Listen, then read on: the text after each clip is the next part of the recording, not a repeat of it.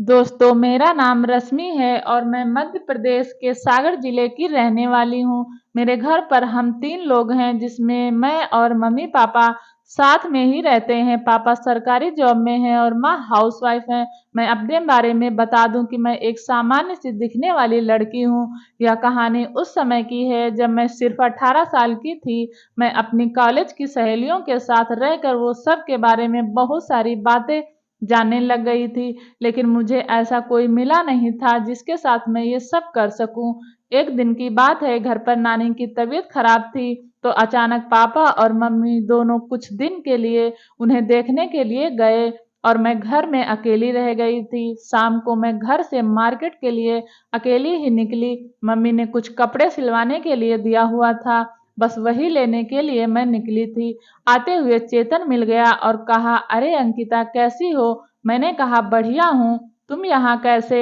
मैं आपको चेतन के बारे में बता दूं कि चेतन मेरे कॉलेज में ही पढ़ता है और मेरी ही क्लास का लड़का है। वह दिखने में काफी हैंडसम है। उसकी हाइट 5 फुट 8 इंच है और दिखने में भी काफी हैंडसम है। उसकी और मेरी अक्सर बातचीत होती रहती थी। उसने कहा, बस ऐसे ही एक दोस्त से कुछ काम था तो मिलने के लिए आया था। और तुम क्या करने आई हो? मैंने कहा, मेरा घर यहीं है पास में, बस टेलर के पास कुछ कपड़े सिलवाने के लिए आई थी, वही लेने आई हूँ। तो चेतन बोला, चलो तुम्हें घर छोड़ देता हूँ। मैंने कहा, नहीं, मैं चली जाऊंगी। उसने कहा, कोई नहीं, मैं छोड़ देता हूँ। फिर उसने मुझे राजी कर लिया कि वह घर तक तो छोड़ेगा ही, इसी बहाने कुछ बात भी हो जाएगी। अब मैं उसकी स्कूटी पर बैठ गई और उसने मुझे घर छोड़ा। तो मैंने चेतन से कहा, घर के अंदर तक आ जाओ। वह बोला, नहीं, फिर कभी आऊंगा।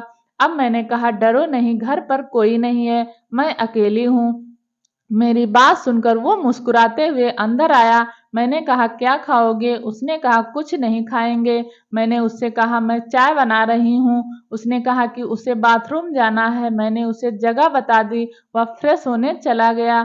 उसके आने से पहले ही चाय बन चुकी थी, पर वह अभी तक नहीं आया था। मैं बाथरूम की ओर गई। मैंने दरवाजा खटखटाने की कोशिश की तो दरवाजा खुला हुआ था। तब मैंने देखा तो उसे देखते ही मैं चौंक गई और बाहर आ गई। उसने मुझे देखा और वह भी सकपका गया। फिर वह बाहर आया और उसने कहा, सॉरी रश्मि, मुझे माफ कर दो। उसने मेरा हाथ पकड़ा और कहा, यह बात तुम किसी को मत बताना। मैंने कहा, तुम्हें शर्म आनी चाहिए।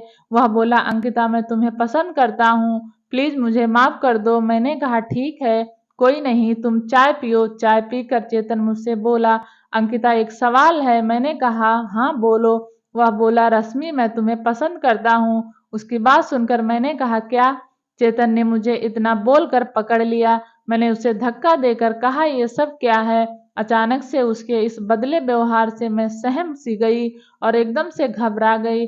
और उसी समय मैंने कहा, यह क्या कर रहे हो? उसने कहा, देखो रश्मि, मैंने जब से तुमको पहली बार देखा है तभी से मैं तुम्हें चाहता हूँ, लेकिन तुमसे कभी बोल नहीं सका। मैंने तुम्हारी सहेलियों से भी पता किया कि तुम्हारा कोई वो वाला दोस्त भी नहीं। और उसने कहा, मुझे तुम्हारी सहेली वर्षा ने बताया कि तुम वो सब मूवी देखती हो। मैंने कहा, ये सब झूठ है। उसने कहा, 2-3 लड़कियों को छोड़कर सभी के पुरुष फ्रेंड हैं। रश्मि, मैं तुम्हें पसंद करता हूँ। तुम चाहो तो वर्षा से भी अभी फोन कर लो और पूछ लो। मैंने तुरंत गुस्से में वर्षा को फोन लगाया और इधर उधर की बात करते हुए कंफर्म किया कि चेतन कॉलेज में किसे पसंद करता है। तो उसने बताया, वह तुम्हारे पीछे है। ये बात सुनकर मैंने फोन रख दिया। अब मैं समझ गई कि चेतन की बात सही है। वह मेरे पास आया और फिर चेतन ने मेरा हाथ पकड़ लिया। तभी कुछ देर के बाद मेरी ना करने पर भी वह नहीं माना। कुछ देर के बाद मैंने भी कोई विरोध नहीं किया। अब वह समझ गया कि मेरा ऊपरी मन से ना है और अंदर से हाँ ही है, नहीं तो अब तक मैं विरोध करके उसे मना कर देती। फिर उसने कहा, अंदर चलते हैं। मैंने इशारे में हाँ कहा। इसके बाद चेतन और मैंने स्वर्ग की यात्रा करना शुरू कर दिया। ये यात्रा लगभग 45 मिनट तक चली। मुझे स्वर्ग का आनंद लेने में काफी मजा आ रहा था और ये अनुभव पहली बार मालूम हुआ था। फिर वो सबके बाद वो जाने लगा और कहा, रश्मि, मैं तुम्हें पसंद करता हूँ। मैंने कहा, मैं भी, और ऐसा बोलकर मुस्कुरा दी। फिर मैंने दोबारा दोपहर का खाना बनाया और तभी उसने कॉल किया और हमारी बात शुरू हुई। उसने कहा, आज मैं तेरे साथ रहना चाहता हूँ। मैं भी उसे मना नहीं कर पाई और सेटअप लगाने में लग गई, क्योंकि पापा और मम्मी भी घर पर नहीं थे और मुझे रात में अकेले डर भी लगता था। चेतन के सहारे मुझे कंपनी भी मिल जाएगी, इसी वजह से मैंने हाँ कह दिया।